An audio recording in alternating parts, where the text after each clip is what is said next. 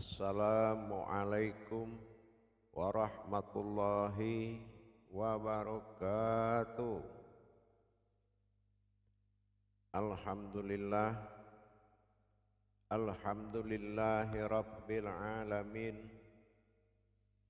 Assalatu wassalamu ala asrafil anbiya'i wal mursalin, Sayyidina wa maulana Muhammadin.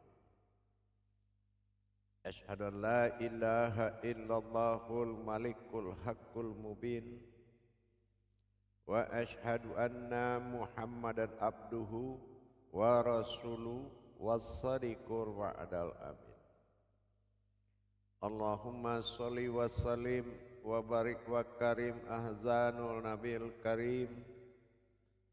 Ihdinil lazi min jalalika wa innal lazi min jamalika wa innahu min kitabika.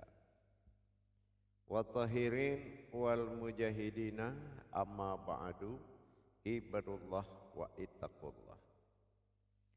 Bersyukur kita kehadirat Allah dengan mengucapkan alhamdulillahi rabbil alamin atas segala limpahan karunia, rahmah dan hidayahnya, serta dengan izinnya juga kita dapat menjalankan amanahnya, beramal dan beribadah zahir batin dunia dan akhirat. Bersalam kita tidak akan terlupakan, marilah sama-sama kita sampaikan kepada junjungan kita Nabi Allah Nabil Akhirul Zaman Rasulullah Muhammad sallallahu alaihi wasallam.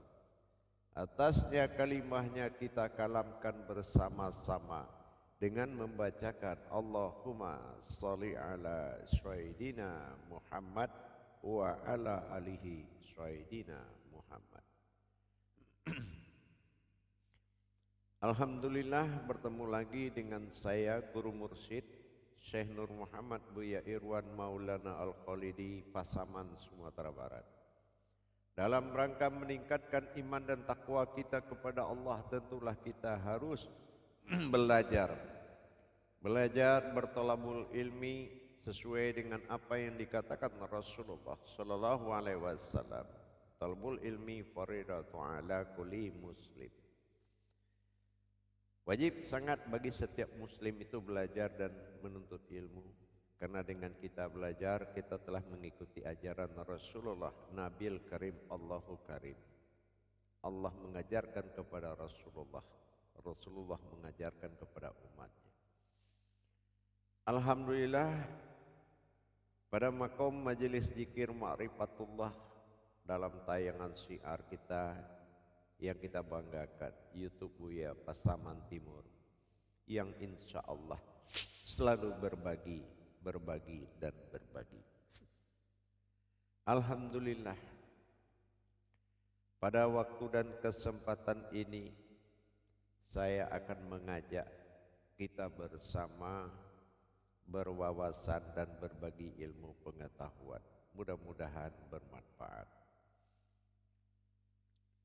Alhamdulillah, pada waktu dan kesempatan ini saya akan membahas tentang makna hakikat, tentang apa di balik hakikat Gua Hira dari perjalanan Rasulullah sallallahu alaihi wasallam. Hakikat daripada perbuatannya. Insya Allah selama ini kita percaya dan yakin kenapa Allah mewujudkan dalam hukum tauhid dalam makom keimanan adanya Rasulullah sallallahu alaihi wasallam. Sebetulnya ini adalah bagian dari apa yang kita kaji selama ini, yaitu sifat baginya. Sifat baginya adalah sesuatu hayat yang bertuhan kepadanya. Sifat baginya seperti yang pernah kita bicarakan, sesuatu yang tidak bersekutu kepadanya. Kalaulah ada kata kalam Muhammad, Allah berarti bukan perbedaan tetapi suatu kesamaan, qiyamuhu binafsihi, artinya itu adalah berdiri sendiri. Jadi makom Muhammad yang dimaksud oleh Allah adalah suatu hayat bagi dia, suatu nur bagi dia untuk mengabdi kepadanya karena keinginannya menjadi Tuhan. Dalam hal ini, wujud dari kajian ini memperlihatkan sebuah hayat Rasulullah, ruh yang berusul dari Allah, yaitu dari ruhnya Allah, dinamakan ruhani. Tidak mungkin sebuah wujud dengan ruhaninya bisa bersekutu. Ruhani yang dimaksud di sini adalah hayatullah. Tetapi apa di balik itu? Dari kalimat syahadat sudah terlihat suatu rahasia yang mana untuk meningkatkan keimanan buat kita. Asyhadu an la ilaha illallah wa asyhadu anna. Nah, anna inilah Muhammad Rasulullah.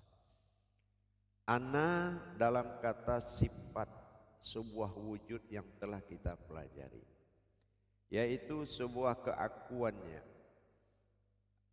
Hanya sifatku sendirilah yang menyembah kepadaku. Ini menyatakan suatu tajalli yang mana Muhammad adalah nur yang memujinya dan menjadikan pujaan kepada sifat ketuhanan. Aku menjadi Tuhan karena aku dipuji oleh hayatku. Hayatkulah yang mengatakan aku Tuhan, tidak ada Tuhan selain daripada Allah. Dalam hal ini, dalam pencarian keilmuan untuk meningkatkan keimanan, proses untuk terjadinya perjalanan aku dan keakuanku tentulah dengan tajalli yang baik, tajalli yang nyata. Allah adalah sewujud yang tidak akan pernah menenggelamkan atau menyembunyikan kebenarannya. Beruntunglah orang-orang yang berilmu. Afqalala fil mu'minin. Dibuktikan tajalli keberadaan Rasulullah. Jangan hanya kita mengkaji Muhammad Rasulullah, tapi kita tidak paham makna dan tujuan Allah menjadikan sebagai pelajaran. Disebut dalam dua kodrat, sifat amal dan ibadah turun kepada iman dan akidah.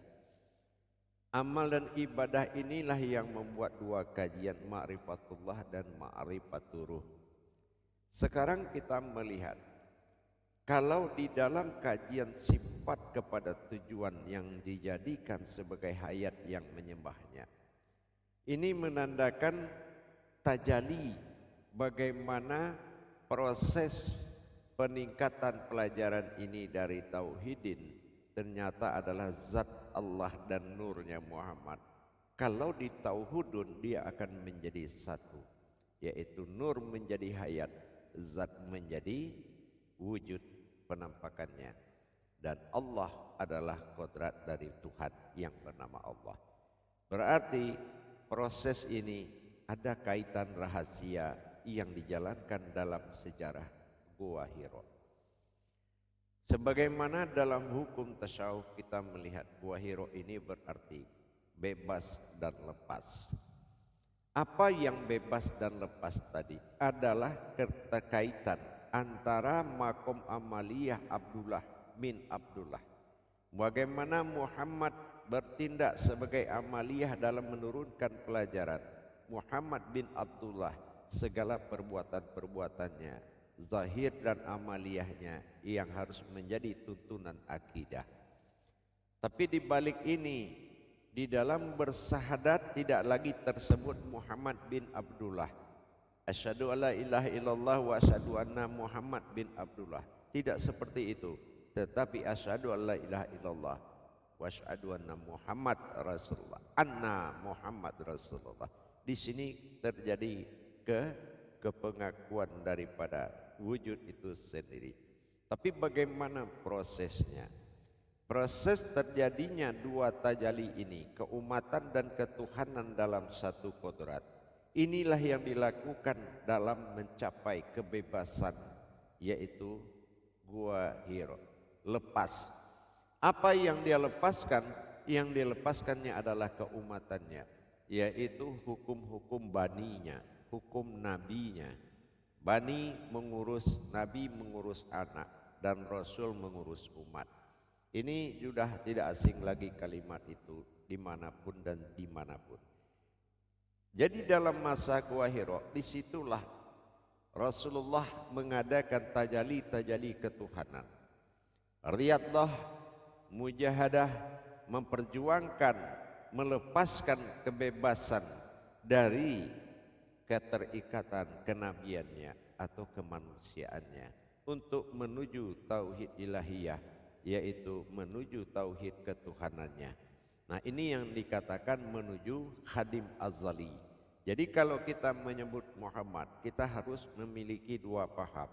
Pertama dikatakan paham amaliyah, yaitu tuntunan kajian perjalanan contoh Muhammad bin Abdullah. Ini harus kita hayati dan kita benar-benar paham. Di dalam hal perjalanan rohani, kembalinya diri kepada Allah, kembali jasad kepada alam tanah, ini dijadikan dua perkara, yaitu tuntunan kerohanian disebut dengan Muhammad Khadim Az-Zali. Apa yang dikatakan Muhammad Khadim Az-Zali? Kita harus mengkaji kepada alam Az-Zali, azam azali, yaitu alam nur dan alam zat dan alam sir. Nah, itu dinamakan Az-Zali, yaitu alam pisifat. Nah, inilah proses ketuhanan yang dia lakukan. Hiro artinya bebas. Bebas itu dari tuntutan iman. Tuntutan iman tidak ada lagi pernah Rasulullah menerima kebaikan dan keburukan dosa. Tetapi Rasulullah sudah mendapatkan syahadah, langsung berwujud ketuhanan. Dia mengambil hak-hak syafaat kepada Allah dengan memikul tanggung jawab Allah dalam menuntut umat. Sekali lagi saya bilang, dalam mengambil tanggung jawab Allah untuk menjalankan ketuhanannya dalam memimpin umat. Makanya dikatakan umatin, ya umatin. Perubahan peralihan dari kutsi ke aras tadi, dari kekuasaan tadi, menjadi sebuah kekuatan yang berwujud kepada Allah. Ini makanya kita lihat pembuktiannya, kita lihat dari perjalanan dua kodrat tadi, dilepaskan dia, dibebaskan dia dari kodrat kenabian atau keumatan untuk menuju kodrat ketuhanan sallallahu alaihi wasallam. Nah, kalau kita lihat dari hijaiyahnya, sallallahu sesungguhnya aku Allah, sayyidina, nah, ta'ala adalah Tuhan, ya kan, wassalam yang menyelamatkan. Sallallahu alaihi wasallam, akulah Tuhan Allah.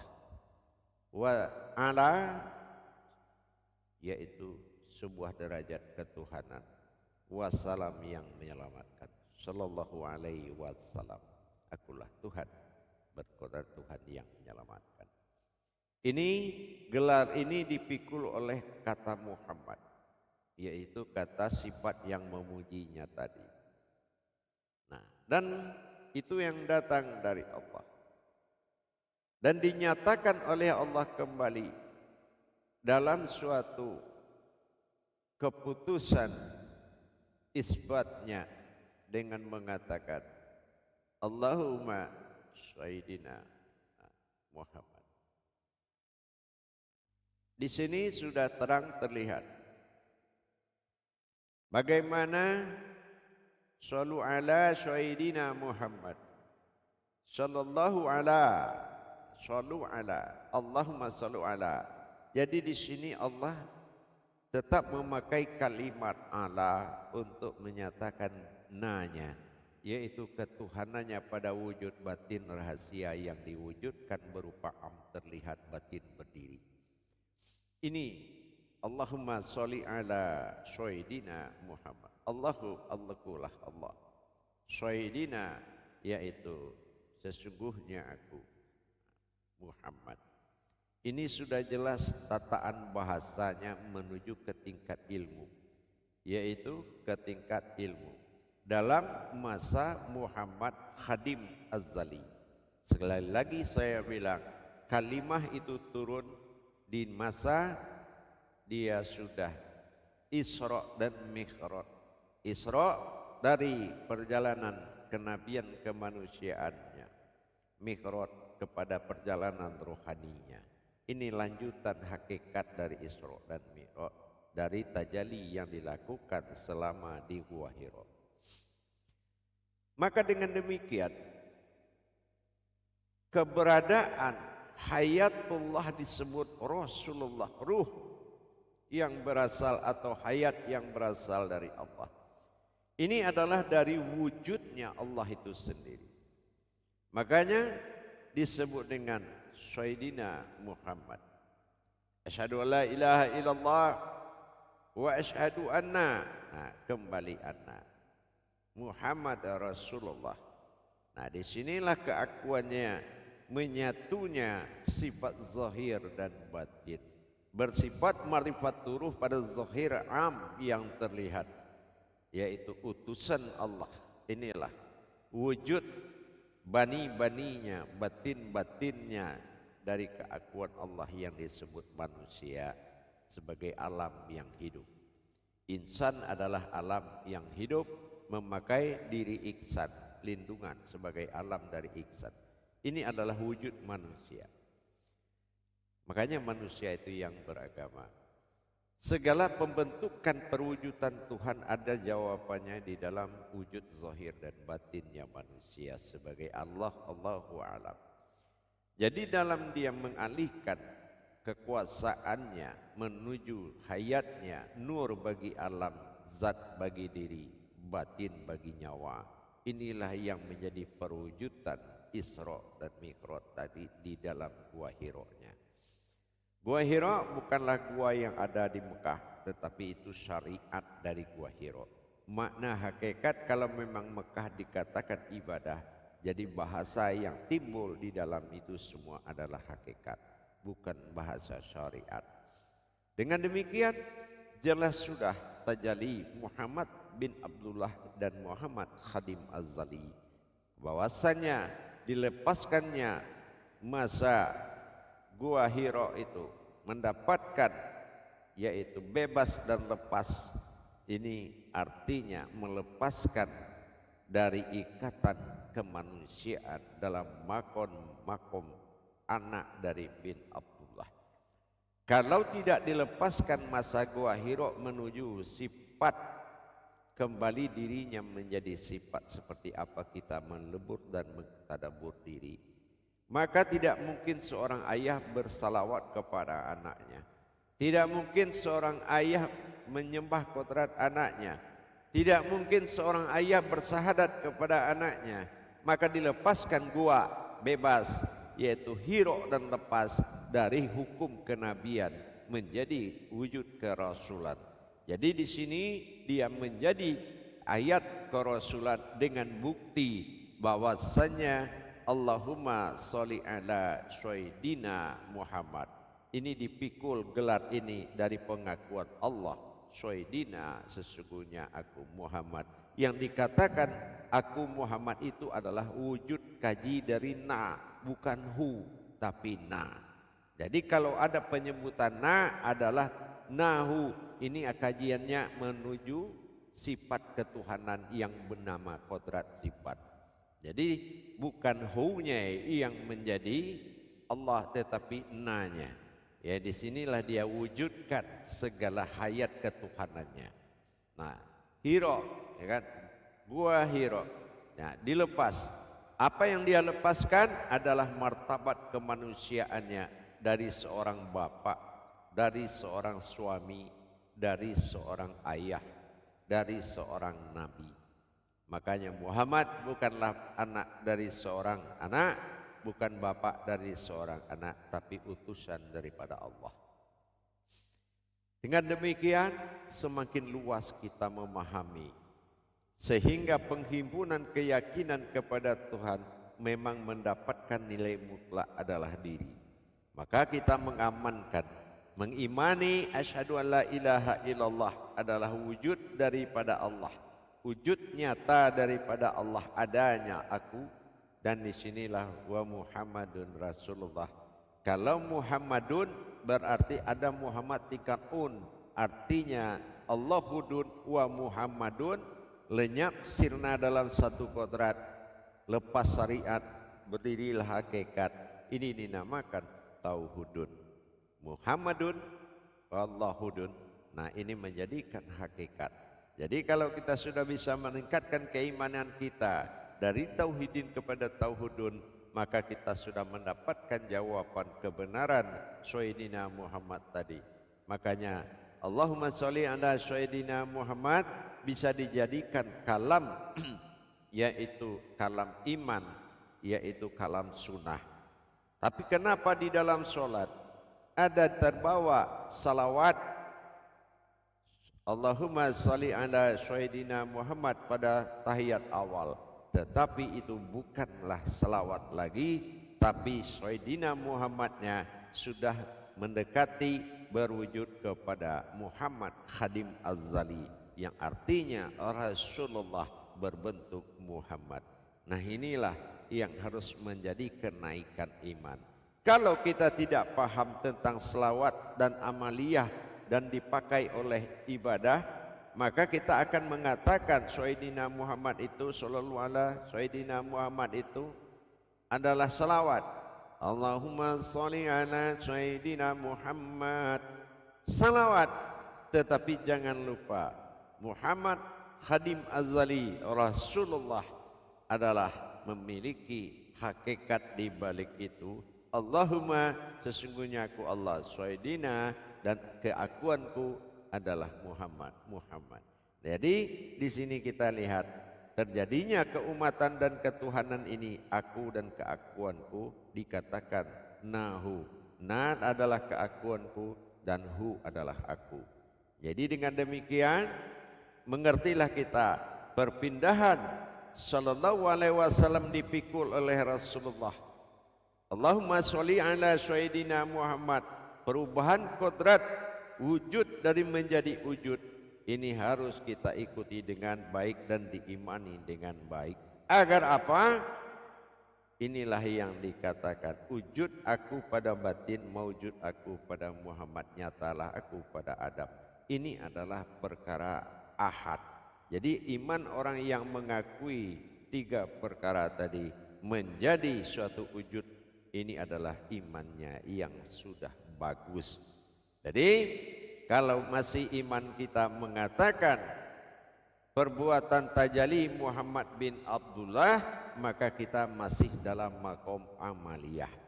Jadi kemampuan itu masih dalam makom amaliyah, yaitu artinya sandaran iman. Belum bisa iman menyandarkan diri kepada ilmu, ilmu menyandarkan diri kepada Tuhan. Ini adalah perjalanan dinamakan tauhid. Jadi harapan saya, mari kita tingkatkan tauhid kita kepada Allah, tentunya dengan belajar dan mengkaji. Allah memang diam, tetapi diamnya Allah Maha Tahu. Jadi jangan menghalalkan segala cara, tapi jalankanlah cara yang sudah dihalalkan. Insya Allah mudah-mudahan bisa berkah. Itulah hakikat dari Gua Hiro, agar kita bisa mendapatkan kalam-kalam la maujudun illallah wa huwa ma'akum aina ma kuntum. Bagaimana aku bisa menjadi engkau kalau bukan dia? Belum menjadi gini ya. Kalau sudah kata Al-Hadid ayat 4, wa huwa ma'akum aina, ingat aina, kata na adalah kata ketuhanan, ingat itu. Jadi kalau kita menyebut keakuan na, berarti ini keakuan bagi Allah. Aku adalah hu. Ini yang dikatakan jalan kajian nahu yang dipegang oleh orang-orang sebelum kita, yaitu para leluhur, para ulama, para bisyaratul anbiya. Ulama pewaris nabi itu pewaris batinnya Allah. Artinya dia tidak mengkaji kekayaan dan kemiskinan, tapi dia mengkaji ada dan tiada, ada di dalam ketiadaan. Insya Allah Mudah-mudahan bisa bermanfaat dan menjadi iman bagi kita. Jangan takut untuk mentajalikan dirimu kepada wujudnya Allah, karena Rasulullah telah mengajarkan secara ilmu bahwasannya dilakukannya dalam masa tidak terikat. Istilah dalam kepikiran kita, hidrayatul fikri wa hidrayatul iradah. Kalau bebas akalmu dari tekanan, bebas hatimu dari kehendakmu, maka bisa kamu mendapatkan hakikat ketuhanan pada wujudnya dalam dirimu. Insya Allah mudah-mudahan bisa bermanfaat. Demikian bagi jamaah, bagi para hadirin dan hadirat sahabatku yang ingin belajar tauhid ilahiyah, sirriyah wal ghaibiyah dalam ma'rifatullah, insya Allah ilmu hakikat amal dan ibadah, silakan mendaftarkan diri kepada kodrat yang ada saya tayangkan dan dikatakan di aplikasi YouTube Buya Pasaman Timur, dan silakan mendaftarkan diri agar bisa menerima pelajaran 1 minggu sekali dari grup-grup pengajian kita berjamaah. Insya Allah dengan adanya grup berjamaah pada YouTube Buya Pasaman Timur akan menuntun kita lebih bisa menyatu kepada yang satu, menjadi satu. Alif awal diri, alif akhirnya diri. Inna lillahi, bukan di saat ajal, tapi di saat usia sedang mengalami ajal. Insya Allah ajal adalah usia dan umur. Waktu adalah pegangan alam, tapi kodrat tidak akan bisa dipegang oleh waktu. Insya Allah mudah-mudahan. Barakallahu ya Karim ya Rahman ya Rahim. Akhirul kalam wabillahi taufiq wa hidayah. Assalamualaikum warahmatullahi wabarakatuh.